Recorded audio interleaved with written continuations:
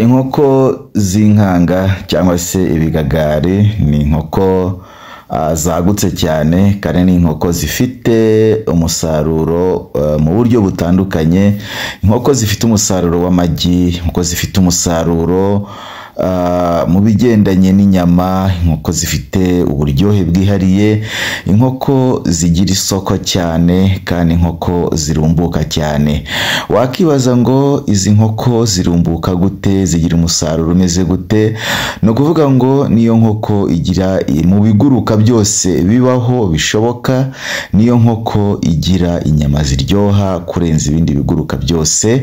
Ikindi kandi amagi y'izi nkoko z'inkanga cyangwa ibigagari niyo magi agira intungamubiri nyinshi zishoboka kandi akagira n'uruhare rukomeye mu kuvura umubiri w'umuntu wagiye ugira ibibazo, amavitamini y'uruhurirane atandukanye. Kandi aya magi akatubuka cyane mu buryo bwo kuba afite umuhondo mwinshi, umureti mwinshi, ndetse ugasanga aya magi anakungahaye cyane ku bigendanye n'uburyohe.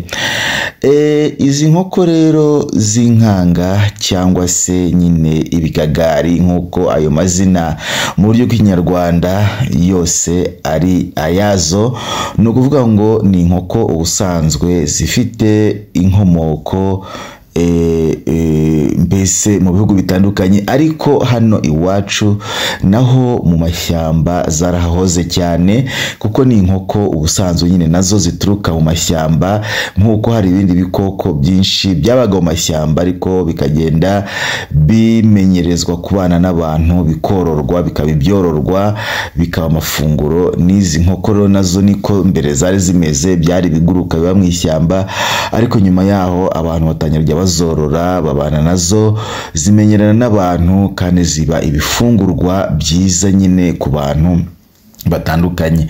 No mu Rwanda rero abantu bakuru barabizi neza ko mu mashyamba atandukanye izi nkoko zabagamo. Uyu munsi rero natwe izi nkoko zabaye ibyororwa tworora, tubana nabyo kandi n'ibifungurwa byiza. Ni ukuvuga ngo izi nkoko rero zirarumbuka cyane kandi zikororoka cyane, kuko zibasha gutera amagi menshi cyane. Kandi nanone ikindi, izi nkoko zikagira isuku kandi ntabwo zirya ibyo kurya byinshi kuko ni inebwe mu kurya, ahubwo zirya ibyo kurya bikeya, ndetse ukaba zitanagushobora gukurushya wowe uzoroye kubera ko nyine zidakonsoma ibyo kurya byinshi. Mu yandi magambo, izi nkoko udafite amafaranga yo kuzigurira ibyo kurya, ukaba nta mafaranga ufite yo kuzigurira ibyo kurya, ukaba ufite aho ushobora kuzirekurira zikabasha kuba zarisha ibyatsi cyangwa zizaturagura udusimba, aho ngaho waba uzigiriye neza cyane, kuko birazifasha cyane kandi bigatuma zigira igikuriro cyane. Iyo zibasha kubona aho zisohokera, zigatoragura, zikarisha, zikabona udusimba ndetse n'ibindi, bituma zikura cyane kandi zigatera cyane, zikagira igikuriro. Ariko nanone ushobora kuba utahafite ariko ufite uburyo bwo kugura ibiryo nyine bisanzwe bigaburirwa inkoko zisanzwe, izi nazo nta kibazo, uragenda ukazigurira bya biryo, hanyuma ukajya uzigaburira nyine mu buryo busanzwe, ukajya uzigaburira nk'uko nyine wagaburira inkoko zisanzwe, nazo zikagaburirwa gutyo. Wakibaza rero ngo izi nkoko wazororera hehe? Ahantu hose waba ufite ubwo haba hangana kose, haba hanini haba hato, wazihororera.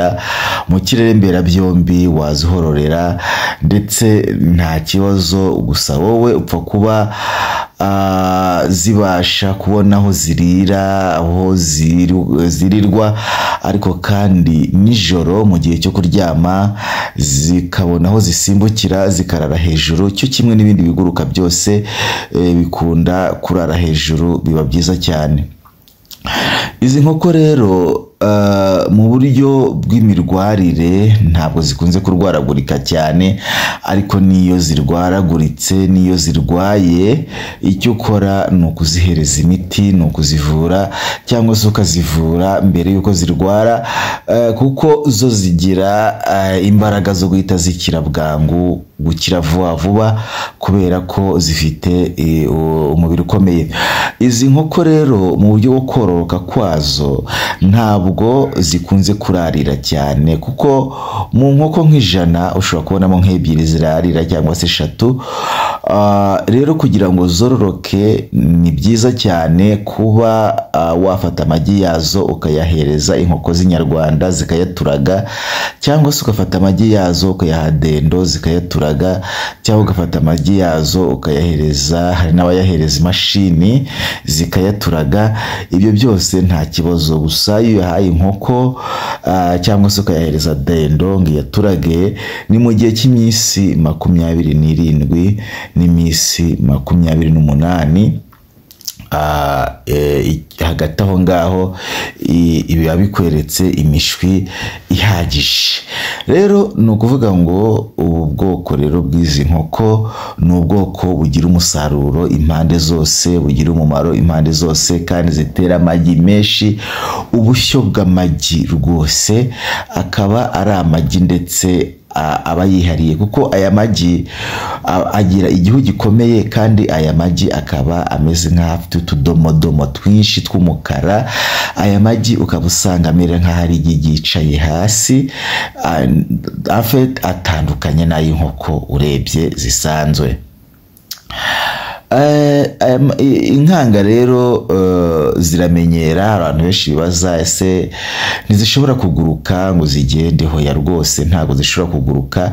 Iyo zamenyereye urugo ntabwo zishobora kuguruka, ahubwo zigira uburyo ki zigendamo ku murongo, kandi nka kwa kundi abasirikare bagenda, kandi niyo zanyije kumenyera aho zitaha zirahataha neza nta kibazo. Ntabwo rero zishobora kuguruka. Iyo ufite impungenge ko nanone zishobora kuguruka bitewe n'aho wazijyanye, hari igipawu cyangwa nta gihari, icyo gihe ushobora kuzikata ku tubaba tureture two hagati. Icyo gihe nta kibazo, zimenyera aho ngaho zikaba zihari. Zigira isuku cyane, niyo mpamvu usanga abantu benshi bazorora mu mabare, mu mahoteli, mu tubari, nyine mu ngo, kubera ko zigira n'isuku cyane. Ugasanga rero ari ubworozi bubereye, ari ubworozi buri guhindura ubuzima bw'abantu muri iki gihe. Ni ubworozi buri guhindura ubuzima bw'abantu, ni ubworozi buri gufasha abantu cyane mu buryo bw'iterambere, mu buryo bw'imibereho. Afite ni ubworozi bwiza nshobora gukangurira korora mu buryo bumwe cyangwa se ubundi. Iyo urebye kuri YouTube channel yacu karebaho hariho nimero za telefone, ushobora kuri iyo description yacu tubonaho nimero za telefone. Izo nimero za telefone ushobora kuzihamagara cyangwa se ukatwandikira kuri WhatsApp, cyangwa se ukatwoherereza ubutumwa ushaka kuzorora, tukakoroza mu buryo bw'imishwi, mu buryo bw'amagi, mu buryo bw'inkanga nyine nkuru, ukabasha nawe kugera kuri ubu bworozi, kubworora, ukabasha guhindura ubuzima ukoresheje inkanga cyangwa se ibigagari. Izi nkoko rero zirarisha, zikarya ibyatsi bitandukanye, zikarya ibiryo nyine bitandukanye, zikanywa amazi nk'izindi zose, kandi ntabwo zigira umuco wo gushurashura. Niyo mpamvu kuzorora kwiza ari ukuzorora mu miryango, umuryango umwe, imiryango 2, imiryango 3, imiryango 4. Biba byiza cyane kuzorora mu miryango kurusha uko wazorora ari biharwe. Yaba ari byiza cyane kuzorora mu miryango, biba byiza cyane kurushaho. Nkuko rero nabibabwiraga, uzishaka ushobora nyine kureba kuri nimero kuri iyo YouTube channel yacu, ariko nkwisabira ko wanatubera umuterankunga mu buryo bumwe se cyangwa ubundi, udukorera subscription, ugakora subscribe, ugakanda aho ngaho nyine ku mutuku, ugakora subscribe, hanyuma noneho ugakanda na like, ukadukunda, hanyuma ugakora share, ukatumenyekanisha no mu bandi, ndetse ugakanda no kunzogera kugira ngo ujye uhita ubona inkuru zose dushyizeho. Rero niba ari ubwa mbere warugeze kuri uyu muyoboro wa YouTube channel Iciro TV, ukore subscribe, ukore like na share, kandi no kunzogera kugira ngo ujye ubona ibiganiro bitandukanye byose tukugezaho. Ndakwifuriza rero amahoro y'Imana, ntukabure amata mu rugo rwawe ndetse nabo kuyanywa, kandi ntukabure ingabo mu rugo rwawe, kandi Imana ikomeze kugirira neza. Wibuke rero gukanda subscribe, like ndetse na share no gukanda kunzogera, kandi wibuke ko ubworozi ubushaka nyine ububona ku buryo bworoshye ukanze unyuze kuri izo nimero ndiho ndakurangira aho ngaho kuri YouTube channel yacu, hanyuma ukabasha nyine kuduhamagara. Urakoze cyane, Imana ikomeze kugirira neza.